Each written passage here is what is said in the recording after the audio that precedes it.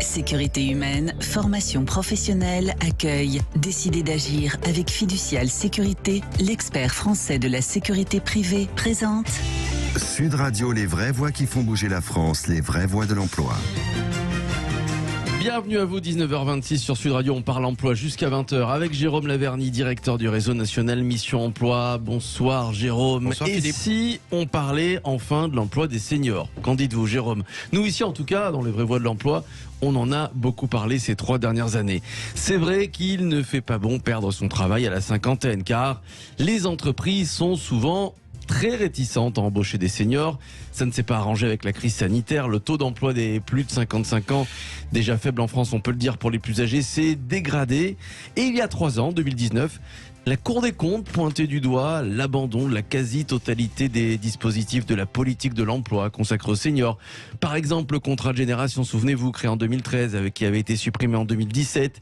Souvenez-vous des CDD seniors, créés en 2006, qui n'ont pas beaucoup mobilisé l'administration. Bref, si on parlait ce soir de l'emploi des seniors, c'est ce qu'on va faire avec nos invités que je vous présente tout de suite. Sybille Lemaire, qui est avec nous, directrice générale adjointe de Bayard. Bonsoir. Bonsoir. Bonsoir Madame le maire. David Cluzot est avec nous. Bonsoir.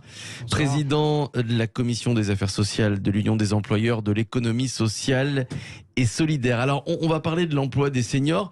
C'est vrai que malheureusement, Jérôme Laverny, et vous nous en parlez depuis très nombreuses années, on a l'impression que l'on rabâche sans cesse, que rien n'est fait. Pire que ça, que les différents gouvernements n'entendent pas. Oui, tout à fait. Et en tout cas, moi, ce soir, je bois du petit lait parce qu'effectivement, depuis 9 ans, j'ai tenté d'alerter, de sensibiliser de ma petite lucarne. Et Dieu sait combien, 1000 merci à Sud Radio, parce que Sud Radio a permis systématiquement de consacrer, on l'a fait encore récemment, des temps et des émissions à cette problématique-là. Emploi des seniors, en fait, qui rencontre un double problème, en tout cas de ce que j'ai pu éprouver, une indifférence que moi j'appelle une indifférence au carré, parce qu'effectivement le thème ne sensibilisait pas jusqu'à une période assez récente, et c'est pire. En réalité, les seniors étaient confrontés à une espèce d'hystérie jeuniste quant à l'ensemble des mesures qui étaient signalées. Vous avez signalé le contrat de génération. Alors, tout d'abord, petit rectificatif aussi, Philippe. Vous avez pointé du doigt la réticence éventuellement de certaines entreprises. Et si je bois du petit lait aujourd'hui, c'est que précisément, ce sont les entreprises qui donnent le ton aujourd'hui. C'est vrai. On va en parler. C'est terminé. Je suis fondamentalement, en tout cas, optimiste ce soir, à considérer que le chemin est encore long à parcourir, mais ça y est, la sensibilisation, elle est faite. Et j'en veux pour preuve cette mobilisation des entreprises. Vous avez aussi parlé du CDD senior, du contrat de génération qui a été un flagrant échec. Quant au CDD senior, oui, une des dernières mesures qui existe toujours, estampillé senior sur le site du ministère du Travail, lui aussi c'est un flagrant échec qui ne sert strictement à rien. Et c'est dire combien ces toutes petites, très isolées mesures consacrées parfois aux seniors, eh bien, étaient confrontées au magma, à l'avalanche, à la surenchère de dispositifs, de moyens, d'argent, d'énergie, de temps et d'attention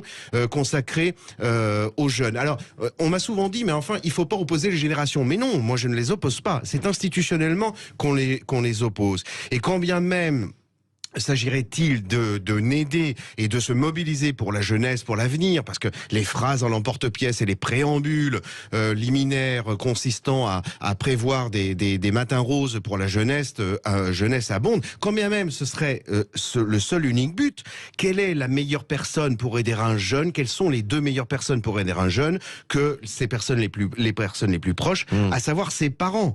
Or là, force est de constater que, eh bien évidemment, cette indifférence est traduite dans les faits par un manque d'accompagnement, un manque de mesures, un manque de dispositifs, et que le réflexe peut être prompt à considérer que ce sont, comme vous l'avez dit tout à l'heure, les entreprises qui seraient réticentes. Non, c'est institutionnellement qu'on a ancré cette chose-là, et c'est bien heureux aujourd'hui que ce soit sur le fondement de la mobilisation d'entreprises sociales et solidaires d'une part et d'entreprises tout court de l'autre, que enfin le mouvement est enclenché, et champagne ce soir Philippe, moi je crois que eh ben oui, champagne.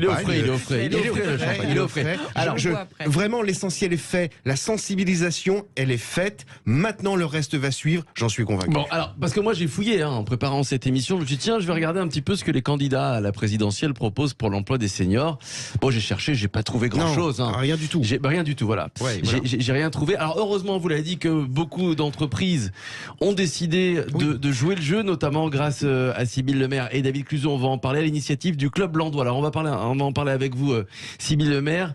14 grandes entreprises françaises qui ont donc signé une charte le 10 mars, une charte contre la discrimination liée à l'âge dans le monde du travail. Racontez-nous tout d'abord, Sybille Lemaire, la genèse de cette charte. Peut-être rappeler que c'est 32 entreprises. 32, d'accord. 32. Alors, peut-être d'abord vous dire que Bayard s'est pas intéressé tout d'un coup aux seniors. On est engagé sur les seniors depuis la création de l'un de nos titres de presse qui s'appelle Notre Temps. Ça ne s'invente pas, on l'a créé en mai 1968. C'est-à-dire qu'à un moment où une partie de la France battait le pavé, on oubliait que la première génération de retraités arrivait, et nous nous sommes engagés auprès d'eux. Et c'est en fait dans la continuité de cet ADN qu'on a créé en novembre 2019 le Club Landois. C'est quoi le Club Landois? Alors Landois, ça s'écrit Landoy pour ceux qui veulent faire des recherches sur Internet, comme vous l'avez fait, Jérôme Laverny. C'est trois choses. D'abord, c'est une intuition, j'allais dire, originelle et concrète. La démographie est une science exacte, et nous le savons, dans moins de 10 ans, 50% de la population en France aura plus de 50 ans. C'est un phénomène qui est global, c'est un phénomène qui est brutal, et c'est surtout un phénomène qui est mondial. Et ça va bouleverser notre société. Et comme vous le disiez très justement, ça réinterroge dès à présent notre pacte social dans son principe d'équité intergénérationnelle. Ensuite, c'est un formidable collectif d'acteurs, à la fois publics, privés, associatifs, des économistes. Je ne citerai pas toutes les entreprises engagées, mais elles sont très nombreuses. Et puis, c'est aussi, et elles s'en sont rendues compte, une chance pour les entreprises. Ça améliore leur attractivité vis-à-vis de leurs employés, et ça leur donne un temps d'avance vis-à-vis de leurs concurrents. Alors, c'est exact, et vous venez de le dire, la question de l'emploi et de la non-discrimination des seniors en France n'est pas résolue. Je vais donner que 2 chiffres. 50% des personnes qui partent à la retraite ne sont déjà plus en emploi, et le taux d'emploi des seniors en France est 10 points en dessous de la moyenne européenne. De quoi tout de même quand même effectivement se poser un certain nombre de questions. Donc nous, on est convaincus au Club Landois que c'est quand même un enjeu clé de notre avenir commun. Raison pour laquelle nous avons, on s'est attelé, en tout cas, à essayer de réfléchir et d'apporter des solutions concrètes. Je vais vous donner quelques chiffres parce que nous avons fait une étude avec Jérôme Fourquet de l'IFOP qui dévoile en fait la situation et le ressenti avant même d'avoir signé cette charte des 50 ans et plus en entreprise. Alors, vous n'allez pas être très étonnés. Les mots qui apparaissent, vieillir en entreprise est souvent associé à clivage, discrimination et tabou. Alors, il y a une crainte de la mobilité, il y a une crainte de la demande de formation, et il y a surtout une crainte d'anticipation du passage à la retraite, puisque on estime le chiffre à 18 mois, voire 2 ans avant, ce qui ne permet pas une forte mobilité. Donc, c'est vraiment une stratégie de prudence qui est appliquée par les seniors, ce qui n'est pas tout à fait souhaitable, à un moment même où la question du pilotage des personnes en entreprise devient extrêmement important, puisque et ça sera l'un de mes derniers chiffres, nous savons que 70% des métiers d'ici 2035 n'existeront plus. Donc, bien évidemment, ça n'oppose pas les générations, au contraire, ça les rassemble dans ce besoin de formation en continu. Et c'est bien ce que nous a, un des apprentissages de la période du Covid, c'est que je pense qu'il y a un rapport au temps et un rapport au travail qui s'est profondément modifié. Raison pour laquelle, effectivement, nous avons signé sous le haut patronage de Olivia Grégoire, il y a 10 jours à peine, une charte d'engagement. Et je dois souligner que je trouve que les entreprises qui ont signé, j'en citerai que quelques-unes, c'est le groupe Adecco, la BNP, la Caisse des dépôts, EDF, les Galeries Lafayette, Generali, Kering, la Banque Postale, L'Oréal, Orange, Page Group, vous voyez, elles sont très très nombreuses. C'est courageux. C'est courageux de leur part de l'avoir fait. Dans un contexte où effectivement elles sont déjà extrêmement sollicitées. Si vous voulez, je peux donner les points rapidement. On aura l'occasion. Alors juste pour expliquer, l'objectif évidemment, c'est que de plus en plus d'entreprises adhèrent à cette charte. Oui. Et évidemment. Et comment faire passer le mot alors pour l'instant il y a 32 entreprises, mais est-ce que le gouvernement, via Olivia Grégoire, va solliciter ces entreprises et les inviter à signer cette charte un petit peu plus même que les invités peut-être? Alors je pense que c'est un mouvement qu'on a proposé en tout cas et auquel les entreprises se sont associées très volontiers et extrêmement rapidement parce que ça s'est fait en moins d'un mois. Ah oui. Donc effectivement, elles n'ont quasiment pas réfléchi. Elles sont prêtes, je pense. En tout cas, on n'a pas toutes les solutions, mais comme vous le dites, je pense qu'on est à un momentum où aujourd'hui, elles se posent des questions et que la question des discriminations par l'âge n'est plus souhaitable à un moment où effectivement, nous portons tous au sein de l'entreprise des politiques d'inclusion extrêmement fortes. Alors oui, j'avais juste une question et j'aimerais vous faire réagir, Jérôme Laverny et David Cluzo. Vous nous avez expliqué ce chiffre, on est 10 points en dessous de la moyenne européenne. Qu'est-ce qui ne va pas en France? Est-ce qu'on ne met pas en place de bonnes politiques pour lutter contre la discrimination des seniors, ou alors c'est culturel? Est-ce qu'on a un problème avec les seniors en France? C'est un réflexe pavlovien, politique et des pouvoirs publics. Je veux rebondir sur deux mots. Le mot courage, courageux, il faut le dire. Alors moi je peux me permettre de le dire, non pas au nom de ces entreprises, mais pourquoi? Pourquoi il y a courage? On est dans un momentum. C'est un autre mot un peu spécial aussi, celui d'élection présidentielle, où il est question de mettre sur la table un certain nombre de choses, de débats, de thèmes, et avec des thèmes, des promesses, des engagements. Il eût été complètement extravagant, inenvisageable de penser, il y a 5 ans, que l'emploi des seniors eût été sur la table. Inenvisageable. J'en veux pour preuve, je ne vais pas donner de nom et avoir l'indélicatesse de le faire, mais un personnage de haut rang, auréolé de vertu sociale, qui, devant mes alertes, m'a dit « Oui, tu as raison, mais ce n'est pas vendeur. » Les jeunes, c'est vendeur. L'emploi des jeunes, c'est vendeur. Voilà pourquoi il y a courage. Voilà pourquoi le momentum est très bien choisi. Dernière petite chose aussi, ce réflexe culturel, cette pratique, elle est dite également par le peu d'associations qui étaient sensibilisées. Moi, je veux souligner le courage encore de Françoise Holder et notamment de l'association Force Femmes, qui était bien isolée dans la nébuleuse associative pour pouvoir s'approprier le thème. David Cluzo, qu'est-ce qui se passe en France? Est-ce que l'État doit, c'est pas un gros mot, je sais que j'aime pas ce mot-là, obliger les entreprises à recruter des seniors? On a beaucoup parlé de, c'est un vilain mot, de quotas, d'amendes. Non. Est-ce que c'est envisageable ça? Non, je crois pas que ça soit envisageable. C'est-à-dire de faire un parallèle à un moment entre la politique d'intégration ou d'inclusion des personnes en situation de handicap et celle des emplois seniors. C'est quand même pas la même dimension. Mais clairement, il y a quelque chose de culturel. Systémique, puisque dans les années 70, on était à peu près au même taux d'emploi, on était déjà quasiment à 50%, et toutes les solutions qui ont été amenées jusqu'à maintenant n'ont jamais été de bonnes solutions. On est parti sur les départs plutôt à la retraite, les cessations progressives d'activité, les retraites progressives, on a finalement abandonné sans véritablement chercher de solutions qui soient des solutions structurelles. Alors il y a des dispositifs qu'on a inventés, vous avez cité le contrat génération, le CDD, etc.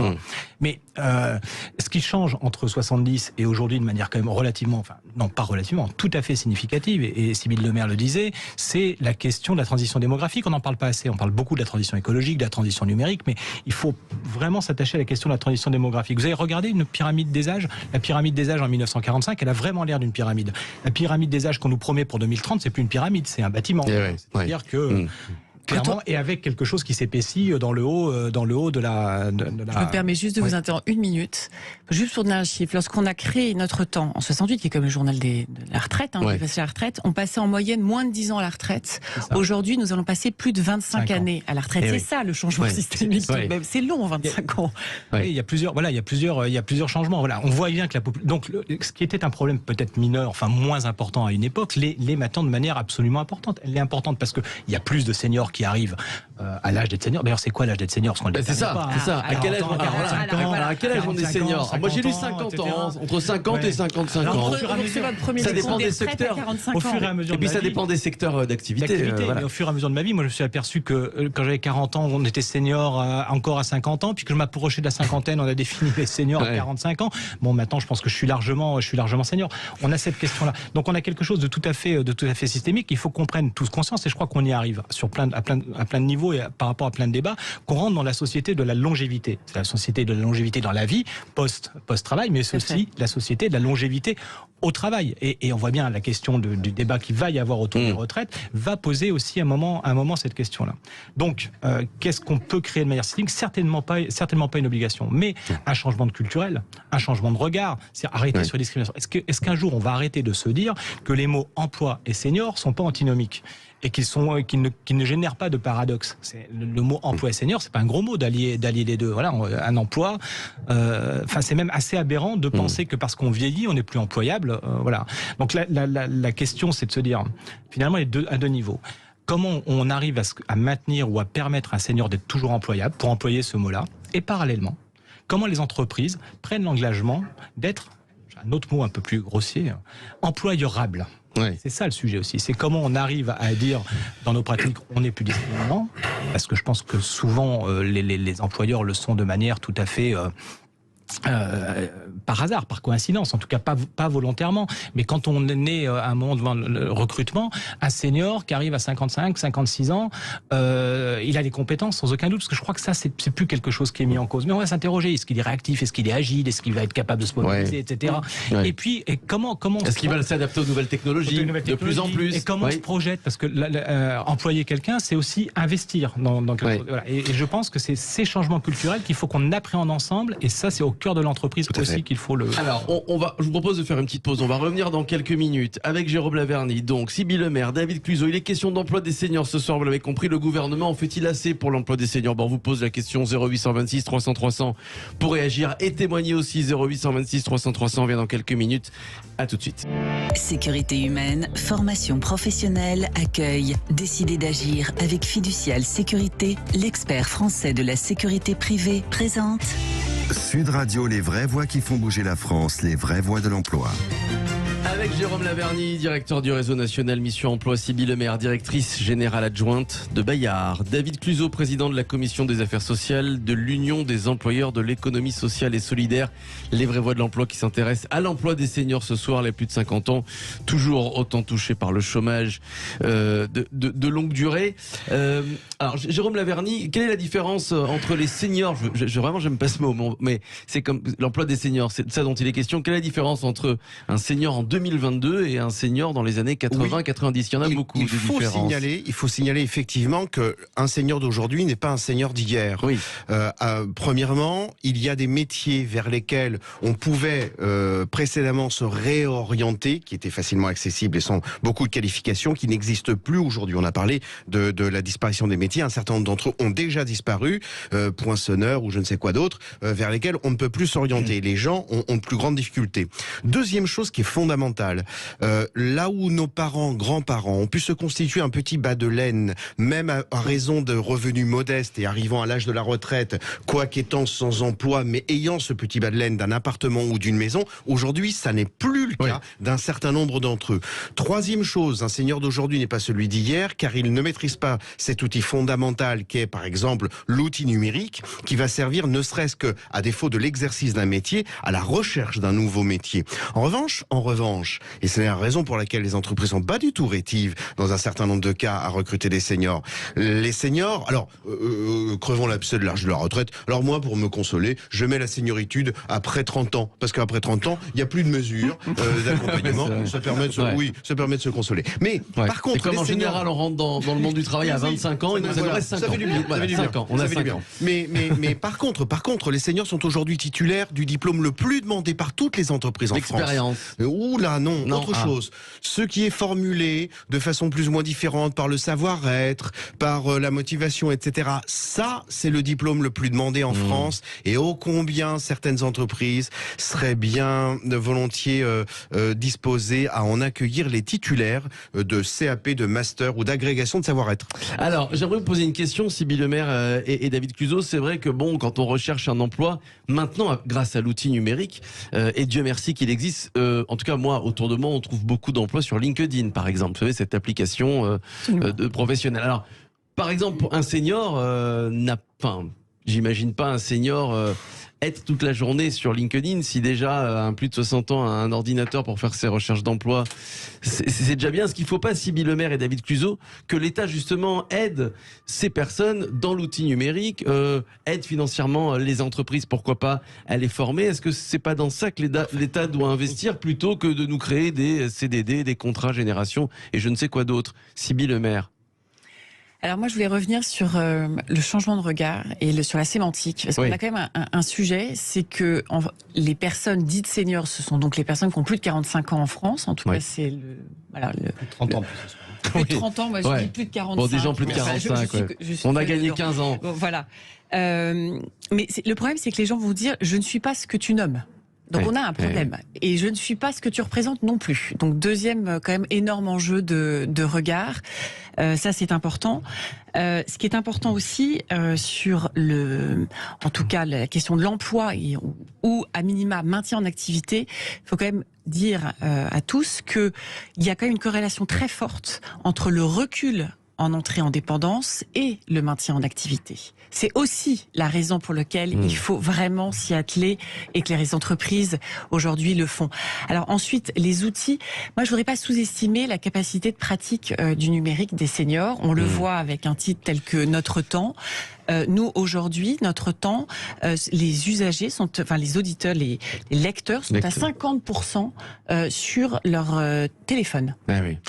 Donc, il y a vraiment eu aujourd'hui une bascule qui, et on le sait tous, a été accélérée par le Covid. C'est vrai. Et oui, parce qu'ils étaient chez eux, ils n'avaient pas le choix. Parce qu'en fait, il a fallu s'y mettre. Pour voir leurs petits-enfants, c'est ce qu'ils ont fait. David Cluzo, le mot de la fin. Oui, non, je pense aussi qu'il faut pas penser que les seniors, sont des mauvais utilisateurs, de moins bons utilisateurs, du numérique. Et je crois, je pense qu'il faut effectivement pas réinventer le dispositif, mais il y a quelques points quand même qu'il faudra à un moment essayer de renforcer. Peut-être un point. La question de la transition professionnelle, c'est-à-dire les moyens qui sont moyens qui sont consacrés à la transition professionnelle sont des moyens qui, sous le gouvernement actuel, ont largement diminué. Ils ont été diminués de moitié, je pense, au moins sur la question de la transition professionnelle, parce que l'effort a été porté sur l'apprentissage. C'est un choix à un moment donné. Pas n'importe quel apprentissage. L'apprentissage est moins de 29 ans. Oui, c'est ça. J'ai bien parlé de l'apprentissage et pas de l'alternance. Voilà. Et donc, véritablement, c'est une vraie question, parce que ce qui pose problème, c'est cette difficulté de pouvoir se reconvertir en milieu de carrière, et on n'en a plus obligatoirement les moyens. Donc ça, c'est une proposition qu'au niveau de l'UDES on porte, dans les présidentielles, donner les moyens de la reconversion, de véritables moyens de la reconversion, dans les deuxièmes parties de carrière ou avant. Ça, c'est impératif. Renforcer le CPF. Le compte personnel de formation, c'est le truc qui permet, là on a des coups de téléphone tous les jours, de pouvoir aussi se former de manière autonome. Je pense que c'est aussi extrêmement intéressant de le renforcer à partir d'un certain âge pour donner aussi des moyens de se former. Et probablement, il faudra aussi donner un peu d'appétence aux entreprises, parce que les entreprises, elles sont comme ça. C'est-à-dire que si on dit, si vous embauchez des seniors de plus de 55 ans, on vous réduit un peu vos charges, je pense que tout le monde sera content aussi à ce niveau-là. C'est-à-dire qu'il faut qu'on retrouve un moment du gagnant-gagnant. C'est pas obligatoirement la meilleure des mesures, mais ça peut être une mesure intéressante, en tout cas, qui probablement est plus intéressante qu'un contrat de génération. Alors, retour d'expérience, Philippe, pour célébrer et sabrer le champagne, vous dites comment faire. Marilyn, qu'on avait fait venir sur ce plateau, ça nous a coûté 5 ans d'efforts acharnés. Et comment faire? Comme un cabinet de recrutement, parce que pour ces seniors, ceux qui n'auraient pas la maîtrise de l'outil numérique, il faut faire comme un Michael Page, désolé la publicité, de ces gens-là, prendre le relais et pas simplement de faire des ateliers CV, des PC mis à disposition que les gens dont dont les gens ne savent pas se servir, mais les accompagner. D'ailleurs, ça tombe bien parce qu'on accueille, Transition numérique oblige, un salon dématérialisé. Oui, tout à fait. Alors jeudi, après-demain, aura lieu la 2e édition du salon Studirama Pro, ma formation exécutive. Vous l'avez dit, complètement digitalisé puisque l'événement est 100% en ligne et qui s'adresse donc à toutes celles et tous ceux qui souhaitent se reconvertir ou bien se former. D'ailleurs, Sud Radio est partenaire de ce salon. Bonsoir Yasmina Adouessam qui est avec nous. Bonsoir. Bonsoir. Bonsoir à vous, bienvenue sur Sud Radio, rédactrice en chef de Studirama Pro. Alors, événement 100% en ligne, pourquoi? À cause de la crise sanitaire évidemment? Oui, mais pas que. Mais pas que, parce que ça a démarré comme ça, la première édition. Tout à fait, effectivement. On a démarré l'année dernière sous format virtuel, le contexte nous obligeant à le faire, évidemment. Alors, juste pour corriger un petit peu, effectivement, on organise différents salons Studirama Pro. Donc, il y a le salon Ma Formation Exécutive qui, celui-ci, s'adresse aux cadres, aux dirigeants qui veulent justement monter en compétences et prendre de la hauteur, disons, sur leur carrière. Et on a un second, disons, gros salon Ma Formation Reconversion qui est décliné par thématique, webtech numérique, métier d'art, paramédical, bien-être, entre autres. Alors, voilà, c'est vrai que c'est très important parce que, alors ça c'est un phénomène, c'est que, et depuis aussi la crise sanitaire, eh bien, beaucoup veulent quitter leur entreprise et se reconvertir, changer de métier, changer de vie, prioriser parfois sa famille, en tout cas avoir d'autres priorités. Vous l'avez senti, ça, Yasmina, depuis 2 ans, cette tendance-là?